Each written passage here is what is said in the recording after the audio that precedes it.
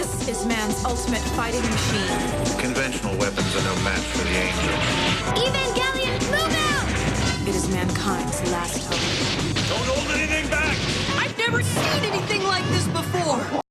If you follow me on social media or you have watched my recent videos, you would know near the end of summer in 2020, I binge-watched all of Neon Genesis Evangelion in under 24 hours and fell in love with the property. The end of Evangelion has become my favorite movie of all time. Anyways, after working around the Evangelion community for quite some time, you can learn and find out about some esoteric information in media relating to Neon Genesis Evangelion. Some of the funniest obscure media to me being the stuff from the video games, like Shinji kissing Hikari, Kaworu putting makeup on Shinji, Shinji falling in love with this random girl in this really weird and confusing story. But enough of the silly video games and stalling. Today we are going to discuss Eva media that was once either lost or unreleased, or is currently only partially lost. You may have noticed that episode 16's visual quality is worse than the other episodes. That's because during 1995 and 2003, the original 16mm negative was lost, and for all future releases, Gainax had to use lower quality 35mm interpositive.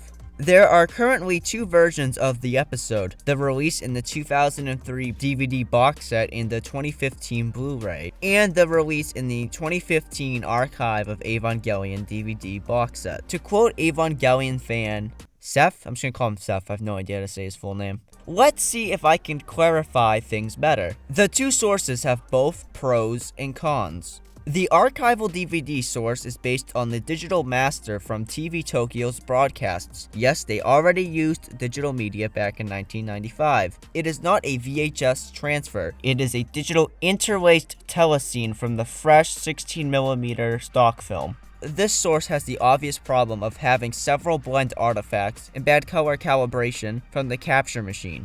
Particularly, there is a strong mid to dark green cast from a poorly color calibration of the capture machine. Most of the shots also have a yellow, lack of blue, cast on the highlight. The colors are often inconsistent, shifting from shot to shot. The brighter the shot, the yellower it becomes in the highlight, and the greener in the shadows. The darker, the color shifts to the opposite side of the spectrum, bluish and magenta.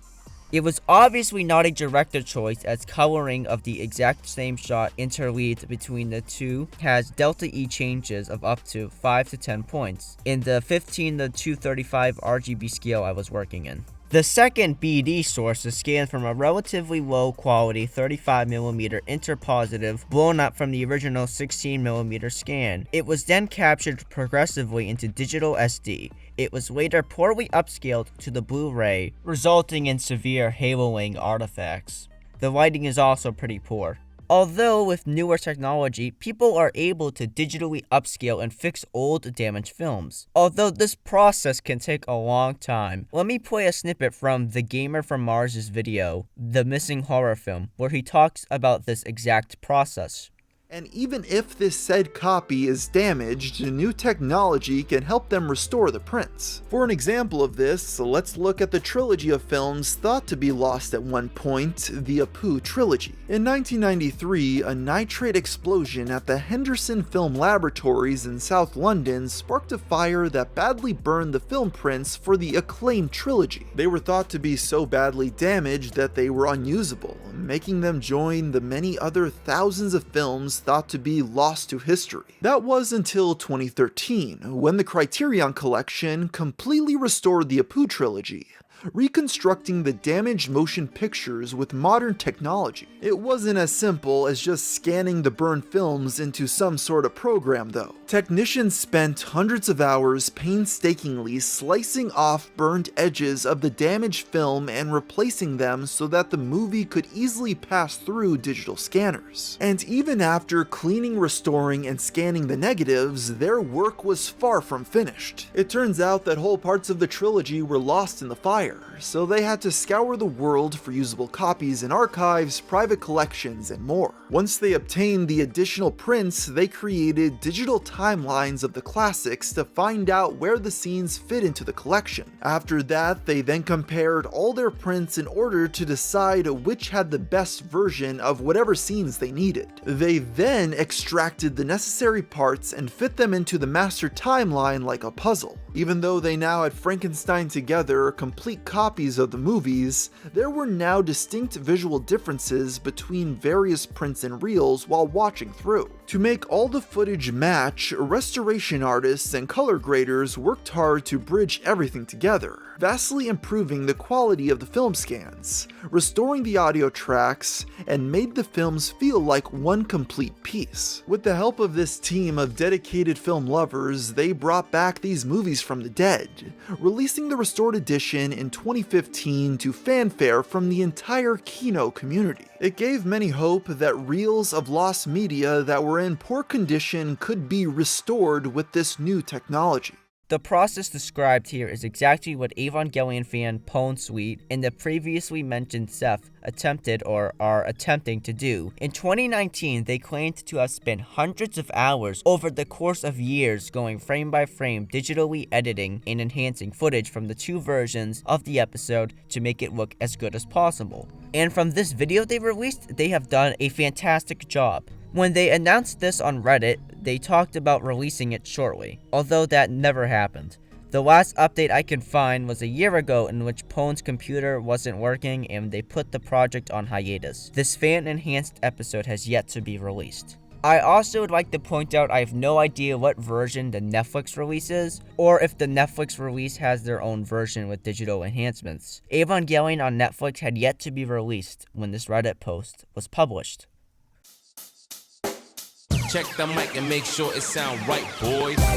While it is known Evangelion aired on Adult Swim nearly unedited in 2005 to 2006, but did you know they also aired the first two episodes on Cartoon Network? Yep, Cartoon Network had a thing called Giant Robot Week, and they played the first two episodes in 2003. Heavily censored, of course. The censored airings were lost for a long time as no one really cared outside of a select few. I mean, it's just Evangelion that's censored. In 2014, an almost unwatchable clip from the first episode was uploaded to YouTube. In it, you can see they cut out Shinji's hand covered in Rei's blood.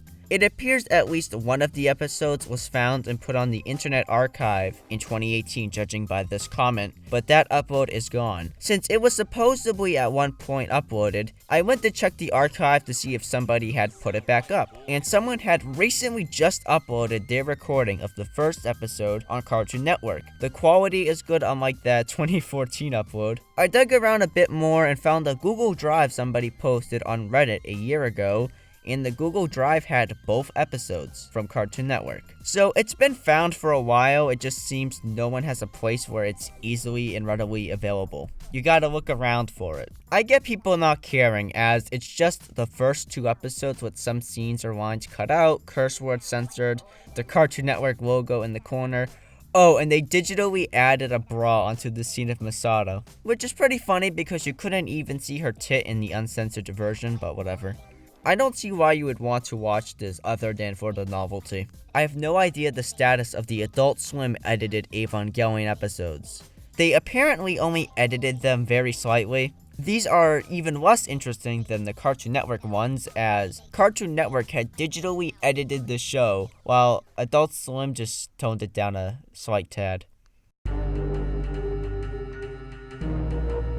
After making the first of the ADV Films English dubs of Evangelion, yes, they technically made two dubs, an original and then the director's cut with some voice actors and actresses changed, among other things. So, with the release of the Netflix dub, there are actually 3 English dubs of Evangelion. Anyways, that's just a pet peeve of mine, when people say there are only 2 English dubs when there's actually 3.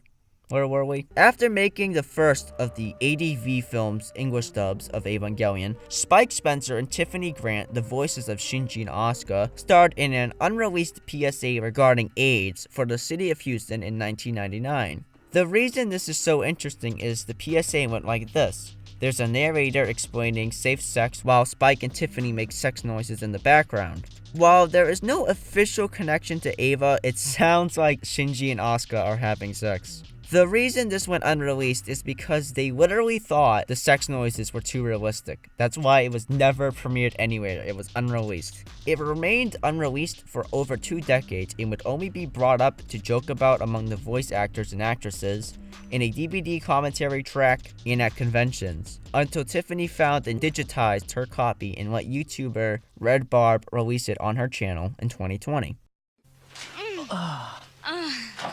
One of these young people is killing the other. Can you tell which? Neither can we. And neither can they. Because one of these people is HIV positive and doesn't even know it. You know the rest. Sooner or later, both he and she will have AIDS. So there you go. There are some interesting pieces of Evangelion media that are partially lost, or at one point in time lost or unreleased. If I missed anything, let me know in the comments. Subscribe for more content. I'm out.